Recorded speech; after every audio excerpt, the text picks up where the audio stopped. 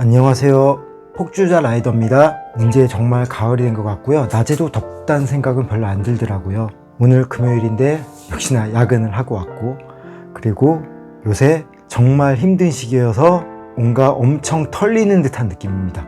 누구한테 혼나서 영혼이 털리듯이 정신없는 듯한 그런 느낌. 뭐 이런 날도 곧 지나가고 좀 나아지겠죠 라고 항상 생각하면서 살아야 되는데 그게 쉽지가 않네요.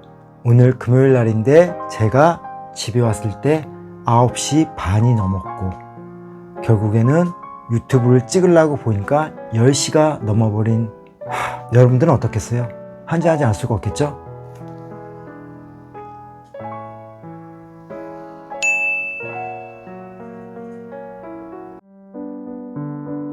오늘 마시는 와인은요, 루이자도의 부르고뉴 피노누아입니다. 빈티지는 2017년도고요. 예전에 제가 한번 얘기한 적은 있는데요, 이런 부르고뉴 피노누아라고 적혀있는 부르고뉴의 기본급 와인은요, 제가 마실 때 소개팅을 한다는 생각으로 마시게 되더라고요.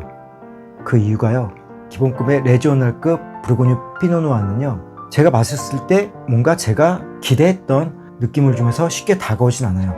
가격이 한 25,000원 안팎이거든요.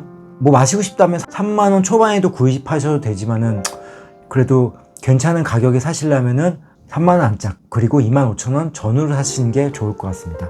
부르고뉴 피노누아는요, 25,000원이 넘는 그런 와인에도 불구하고 사실 처음 마실 때 별로 다가오질 않아요. 그래서 내가 소개팅을 나갔을 때 상대방이 그냥 괜찮아, 그냥 싫지도 않아, 그럴 때 내가 이 사람에 대해서 알아가고 매력을 찾고 그런 행동을 하듯이 마셔야 되는 그런 와인이라고 생각합니다. 약간의 사향이랑 오크향이 올라오고요,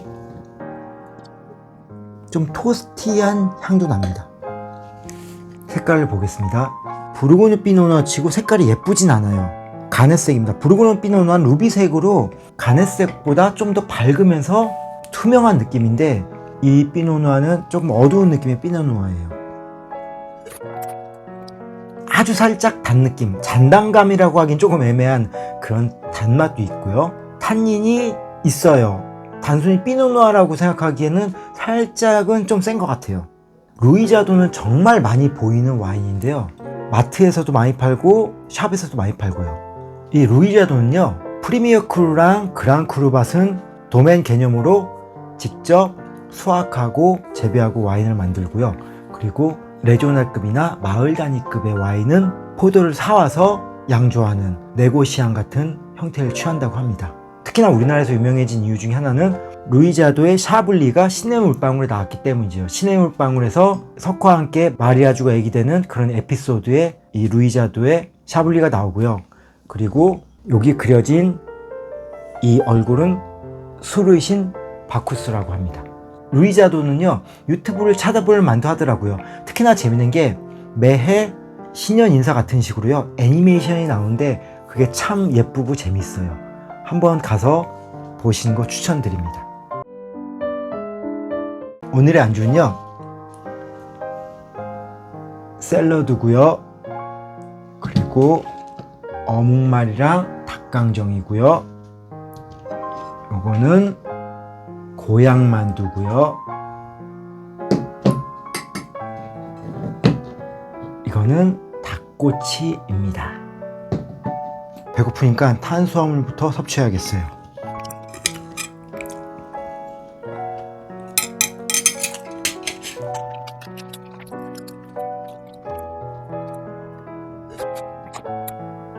슬쩍 올라오는 살짝 달콤한 체리향이 매력적이긴 한데, 이 돈 주고 그 달콤한 체리향을 찾는 건 역시나 부르고뉴에 대한 로망을 만족시켜줄 뿐인 것 같습니다.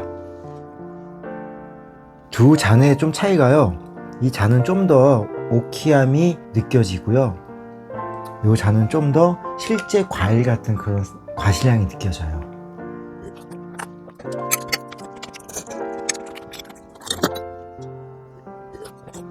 미네랄리티도 좀 느껴지고, 25,000원짜리 치고 막 좋다 그런 느낌이 들기보다는, 아까 얘기했듯이 소개팅 하는데 이성분의 매력을 찾아가는 듯한 그런 느낌입니다.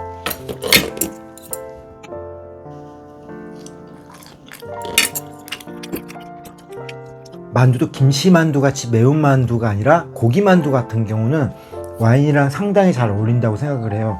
적절한 탄수화물도 있고 고기도 들어있고 야채 같은 것도 포함되어 있어서 향이 좀 센 만두가 있긴 해요. 그렇게 향이 센 만두만 아니라면은 만두와 와인도 잘 어울리는 음식이라고 생각합니다.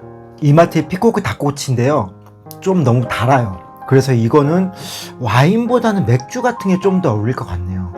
오늘 닭강정도 있고 아까 닭꼬치도 맥주와 어울릴 것 같아서 맥주를 급 공수했습니다. 서울숲 수제라거라고, 이거 우리나라 맥주로 알고 있고요. 이 맥주랑 마시면은 그래도 괜찮을 것 같습니다.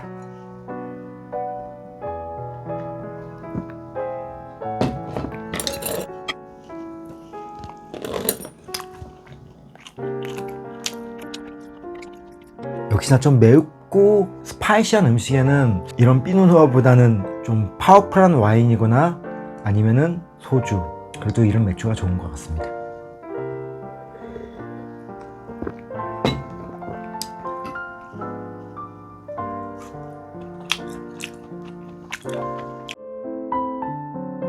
오늘의 음악은요, 제스로틀의 엘레지라는 곡입니다. 그런데 앨범 버전이 있고 이거는 그것과는 다른 런던 심포니 오케스트라와 함께 협연한 앨범이고요. 제스로틀은 영국의 프로그레시브 락 밴드인데요, 저도 유명한 앨범이 몇 장 있는데 그렇게 와닿진 않아요. 제가 원했던 감성적이라던가 그런 느낌을 주는 밴드는 아니더라고요.